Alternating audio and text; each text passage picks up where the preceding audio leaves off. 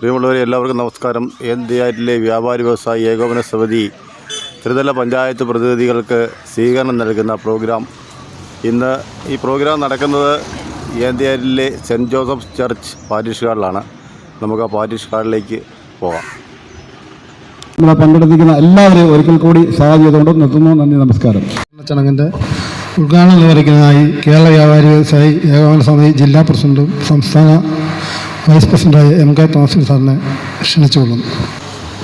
NDR unit ഇന്ന് കൂട്ടിക്കൽ ഗ്രാമപഞ്ചായത്തും ആ പ്രദേശത്ത് വരുന്ന ജില്ലാ പഞ്ചായത്തിൻ്റെയും ബ്ലോക്ക് പഞ്ചായത്തിൻ്റെയും അംഗങ്ങളെ ആദരിക്കുന്നതിന് വേണ്ടി ഈ NDRലെ വ്യാപാരികൾ ഒന്നടങ്കം ഇവിടെ എത്തിച്ചേർന്നിരിക്കുകയാണ്. നമുക്കറിയാം, വ്യാപാരികളെ സംബന്ധിച്ചിടത്തോളം ഏറ്റവും പ്രധാനപ്പെട്ട പല തീരുമാനങ്ങളും എടുക്കുന്നത് ഇന്ന് ഗ്രാമപഞ്ചായത്തുകൾ വഴിയാണ്. നമ്മൾ നൽകുന്ന പല രജിസ്ട്രേഷനുകളും പഞ്ചായത്ത് ലൈസൻസ് ആണെങ്കിലും ഹരിതകർമ്മസേനയാണെങ്കിലും അല്ലെങ്കിൽ പ്ലാസ്റ്റിക്കിൻ്റെ പേരിലുള്ള പരിശോധനകളാണെങ്കിലും അങ്ങനെ പലതും ഇന്ന് ഗ്രാമപഞ്ചായത്തുകളുടെ നേതൃത്വത്തിലാണ് നടക്കുന്നത്. കഴിഞ്ഞ ഗ്രാമപഞ്ചായത്ത് തിരഞ്ഞെടുപ്പ് കഴിഞ്ഞതിന് ശേഷം ഏതാണ്ട് എല്ലാ ഞായറാഴ്ചയും 1ഉം 2ഉം ഇതുപോലെയുള്ള സ്വീകരണത്തിൽ ഞാൻ പങ്കെടുത്തു വരികയാണ്. കഴിഞ്ഞ ദിവസം പള്ളിക്കത്തോട്ടിലൊക്കെ പബ്ലിക് മീറ്റിംഗ് ആയിട്ടാണ് വ്യാപാരികൾ ജനപ്രതിനിധികളെ സ്വീകരിച്ചത്. ഞാൻ ഓർക്കുക, 2 ആഴ്ച മുമ്പ് ഞാൻ അതിരമ്പുഴ യൂണിറ്റിൻ്റെ ഇതുപോലെയുള്ള സ്വീകരണ യോഗത്തിൽ പങ്കെടുക്കുവാൻ പോയി. രാവിലെ 9 മണിക്കായിരുന്നു സ്വീകരണ യോഗം. 9 മണിക്ക് സ്വീകരണ യോഗം നടക്കുമ്പോൾ അവിടുത്തെ യൂണിറ്റ് പ്രസിഡൻറ്റ് ജോയിസ് ഗ്രാമപഞ്ചായത്ത് അംഗമായ സ്വീകരണം കൂടിയാണ്.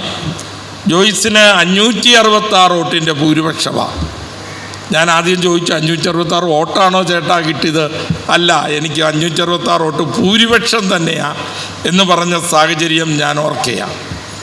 വ്യാപാരികളിൽ നിന്ന് പരമാവധി വ്യാപാരികൾ ഏത് രാഷ്ട്രീയമാണെങ്കിലും ഏത് മുന്നണിയാണെങ്കിലും ജനപ്രതിനിധികളായിട്ട് മത്സരിക്കണം എന്നുള്ള ഒരു തീരുമാനമെടുക്കുകയുണ്ടായി.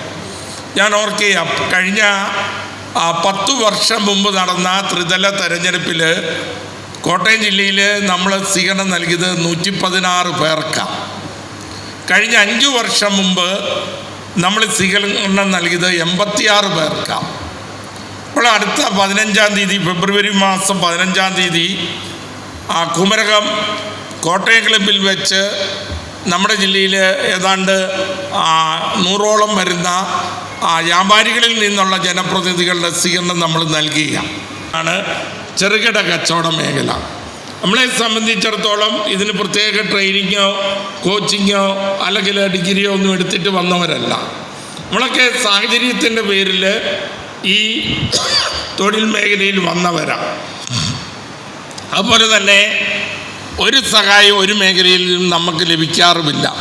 സ്വീകരണ സമ്മേളനം ഇവിടെ സന്നിഹിതനായിരിക്കുന്ന അച്ഛനുമായിട്ട് എനിക്ക് കഴിഞ്ഞ പ്രളയകാലത്ത് നല്ല ബന്ധം ഉണ്ട്. സേവ്യർ അച്ഛൻ ഉൾപ്പെടെയുള്ള മറ്റ് എല്ലാ ജനപ്രതിനിധികൾക്കും ഇവിടെ സന്നിഹിതരായിരിക്കുന്ന വ്യാപാരികൾക്കും എല്ലാവിധ അഭിവാദ്യവും അർപ്പിച്ചുകൊണ്ട് ഈ സ്വീകരണ സമ്മേളനം ഔപചാരികമായി ഉദ്ഘാടനം ചെയ്തതായി പ്രഖ്യാപിച്ചുകൊണ്ട് എൻ്റെ വാക്കുകൾ ചുരുക്കുന്നു. നന്ദി, നമസ്കാരം, ജയ് ഹിന്ദ്. തന്നെ നാഡീസ്പന്ദനമായ കേരള വ്യാപാരി വ്യവസായി NDR യൂണിറ്റിൻ്റെ നേതൃത്വത്തിൽ ഇത് ചെയ്യുമ്പോൾ ഞാൻ ഇന്ന് പള്ളിയിൽ പറഞ്ഞിരുന്നു, നമ്മൾ വരുന്നതിൻ്റെ പിന്നെ 2 ആഴ്ച കഴിയുമ്പോഴത്തേക്കും ഇടവകയുടേതായിട്ടുള്ള ഒരു സ്വീകരണം ഇവർക്ക് ഒരുക്കണമെന്ന് ഞാൻ കമ്മിറ്റിക്കാരോടൊക്കെ പറഞ്ഞിരുന്നു.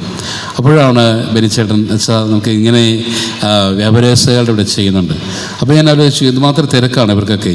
ഇപ്പം നമ്മുടെ സാറ്, ജിരാജ് സാറ് എത്രയോ സ്ഥലങ്ങളിൽ പോകേണ്ടവരാണ്. അപ്പോൾ ഇവരെല്ലാം വരുന്നൊരു അവസരമാണ്. അപ്പോൾ നമുക്ക് തീർച്ചയായും നമുക്ക് നമ്മുടെ സെൻറ്റ് ജോസഫ് ഇടവകയുടെ കമ്മിറ്റി അംഗങ്ങളുടെ നേതൃത്വത്തിൽ അതുപോലെ തന്നെ നമ്മുടെ വ്യാപാരി വ്യവസായി സ്നേഹക്കൂട്ടായ്മയുടെ നേതൃത്വത്തിൽ സംയുക്തമായി ചെയ്യാം എന്ന് ബെനിച്ചേട്ടൻ പറഞ്ഞു.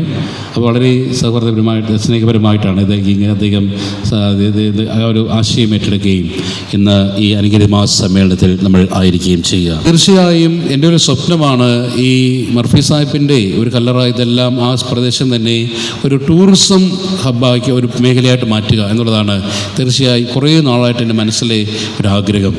ഒരു 9 മണി 10 മണി വരെ അവിടെ ഇരിക്കാൻ പറ്റുന്ന ചെറിയ പാർക്ക് പോലെ ആക്കാനുള്ള ഒരു സംവിധാനത്തിലേക്കാണ് നമ്മളതിങ്ങനെ പോയിക്കൊണ്ടിരിക്കുക. അതാണ് അന്ന് ആൻസി മാഡം പ്രസിഡൻ്റായിട്ട് വന്നപ്പോഴും ഞാനവിടെ പറഞ്ഞത്. അപ്പോൾ തീർച്ചയായും ഇതൊരു അവസരമായി ഞാൻ കാണുകയാണ്. ഇത് പൈസ പിരിവുകാരായിട്ട് നിങ്ങൾ ചിന്തിക്കരുത്. ഈ ഏന്തയാർ എന്ന് പറയുന്നത് ഇവിടെ എന്ത് മനോഹരമായ സ്ഥലമാണ്. ഉരുളുപൊട്ടി ചെറിയൊരു ഭീഷണി വന്നു എങ്കിൽ പോലും ഇത്രയും മനോഹരമായൊരു സ്ഥലത്ത് ഇത് നമ്മളെല്ലാം താമസിക്കുവാൻ സാധിക്കുന്നു എന്ന് പറയുന്നത് ജെ മർഫി എന്നൊരു അദ്ദേഹം ഒരു വ്യക്തി ഈ ആറിൻ്റെ തീരത്തൂടെ കടന്നു വന്ന് ഇവിടെ എസ്റ്റേറ്റ് സ്ഥാപിക്കുകയും ഇത്രമാത്രം ജനങ്ങൾക്ക് വസിക്കുവാൻ, അതുപോലെ തന്നെ അദ്ദേഹം കള്ളുവലിക്കാർക്ക് വിറ്റു, അത് ചില്ലറ വിറ്റു. അപ്പം അങ്ങനെ ഒരു കൊച്ചു പട്ടണമായ അതിമനോഹരമായ ഒരു സ്ഥലമായി മാറുവാൻ സാധിച്ചത് അദ്ദേഹത്തിൻ്റെ സ്വപ്നമാണ്. അപ്പം ഞാൻ തീർച്ചയായിട്ടും ആലോചിച്ചിരുന്നു, ഈ മലമണ്ടയിൽ പോയി എന്തുകൊണ്ടാണ് അദ്ദേഹം വഴി പോലും ഇല്ലാത്ത സമയത്ത് ഒരു കുറുക്ക് വഴിയായിരിക്കും ചുമന്നുകൊണ്ട് പോയ സമയത്ത് എന്തുകൊണ്ടാണ് അവളുടെ അത് അടപ്പടക്കിയത്, ഇതൊക്കെ ചുമ്മാ ആയിരിക്കും പോലെ ഞാൻ ചിന്തിച്ചിട്ടുണ്ട്. പക്ഷേ അതിൻ്റെ ചരിത്രം പഠിച്ച് അദ്ദേഹത്തിൻ്റെ പുസ്തകത്തിലൂടെ കടന്നു പോകുമ്പോഴാണ് മനസ്സിലാകുന്നത് അവിടെ ഇരുന്നുകൊണ്ട് 2 ആഗ്രഹങ്ങളാണ് അദ്ദേഹം പറഞ്ഞത്. ഒന്ന്, അവിടെ ആയിരുന്നുകൊണ്ട് എല്ലാവരെയും ഒന്ന് കാണുക. പിന്നെ ഒരു പൊതു ശ്മശാനത്തിൽ പാവപ്പെട്ടവരെ പോലെ അടുകൂട്ടത്തിൽ അന്ത്യവിശ്രമം കൊള്ളുക എന്നുള്ള മഹാനമായ അദ്ദേഹത്തിൻ്റെ സ്വപ്നം സാക്ഷാത്കരിക്കുവാൻ വേണ്ടി നമ്മൾ ഒരുങ്ങുകയാണ്. അപ്പോൾ തീർച്ചയായിട്ടും നമുക്കറിയാം നമ്മുടെ ഒരു നാടിൻ്റെ വികസനം എന്ന് പറയുന്നത് ഇപ്പോൾ നമുക്കൊത്തിരി നമ്മുടെ പ്രസിഡന്റ് പറഞ്ഞ പോലെ നമുക്ക് കാർഷിക മേഖലയെ ആശ്രയിച്ച് നമ്മൾ ജീവിക്കുന്നവരാണ്. അതിനേക്കാൾ ഉപരിയായി നമുക്കറിയാം നമ്മുടെ ഉറുമ്പിക്കര, അല്ലെങ്കിൽ ഞാൻ കഴിഞ്ഞ 2 ആഴ്ച മുമ്പ് നമ്മുടെ സുഹൃത്തുമായിട്ട് ഒരു ജീപ്പിൽ വാഗമണ്ണ് പോയി. അപ്പോൾ നമ്മൾ ഏതാണ്ട് ഒരു 30 മിനിറ്റ് കൊണ്ട് ചെന്നു. പന്ന വഴിയായിട്ട് കിടന്നാൽ പോലെ 30 മിനിറ്റ് കൊണ്ട് ചെന്നു.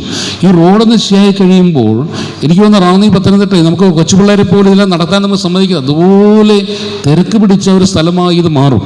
ഇവിടെ എത്തിച്ചേർന്നിരിക്കുന്ന പ്രിയമുള്ള കുടുംബാംഗങ്ങളെ, അതിലുപരിയായി 2 അനുമോദനങ്ങൾ ഏറ്റുവാങ്ങുന്നതിനായി എത്തിച്ചേർന്നിട്ടുള്ള പ്രിയമുള്ള കുഞ്ഞനുജത്തി, എല്ലാവർക്കും വളരെ ഹൃദ്യമായ നമസ്കാരം. തീർച്ചയായിട്ടും ഒരു പക്ഷേ ഇവിടെ ഇരിക്കുന്നതിൽ ബഹുഭൂരിപക്ഷം ആളുകളും എന്നെ കണ്ടിട്ട് പോലും ഇല്ലായിരിക്കും. കഴിഞ്ഞ ഒരു ഇലക്ഷനിൽ സ്ഥാനാർത്ഥിയായി കടന്നു വരുമ്പോൾ ഏതാണ്ട് 56ഓളം വാർഡുകളാണ് എൻ്റെ മുന്നിലുണ്ടായിരുന്നത് 12 ദിവസങ്ങളും. എങ്ങനെ വിജയിച്ചു, എങ്ങനെ പ്രചരണം മുന്നോട്ട് പോയി എന്ന് ചോദിച്ചാൽ, ഞങ്ങളുടെ ചില മീറ്റിങ്ങുകൾ നടക്കുമ്പോൾ ആളുകൾ ഇങ്ങനെ പറയുന്നത് കേൾക്കാം, വടക്കുന്ന് തെക്കോട്ടൊരു കാറ്റായിരുന്നു, ആ കാറ്റിനകത്ത് നിങ്ങൾ കയറിപ്പോയതാന്ന് പറയും.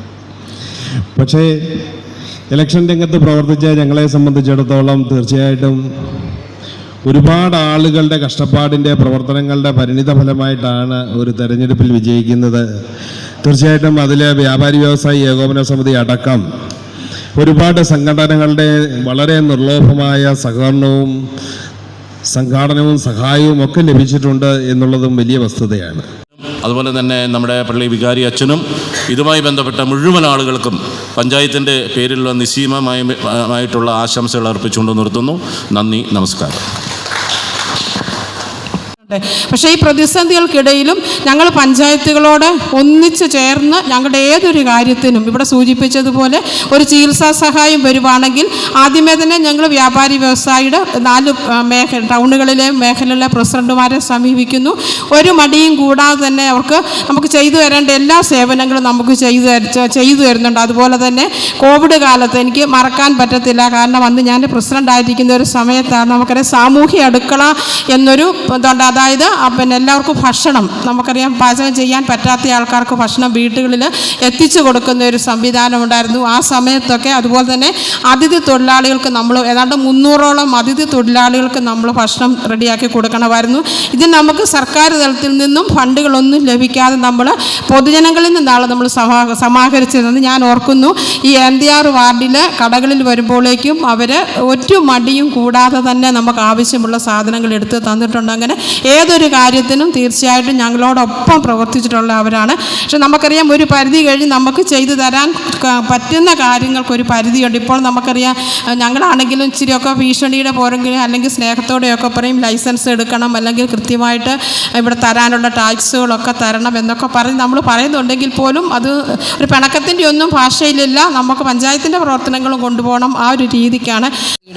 അധ്യക്ഷൻ ബെന്നി കുരുവിള സ്വാഗതം ആശംസിച്ച ലത്തീഫ് പണിക്ക് വീട്ടിൽ നമ്മുടെ ഉദ്ഘാടനം എത്തിയ MK തോമസ് കുട്ടി അവർ, നമ്മുടെ സ്വീകരണം ഏറ്റുവാങ്ങാൻ എത്തിയ ജില്ലാ panchayat member advocate G Raj,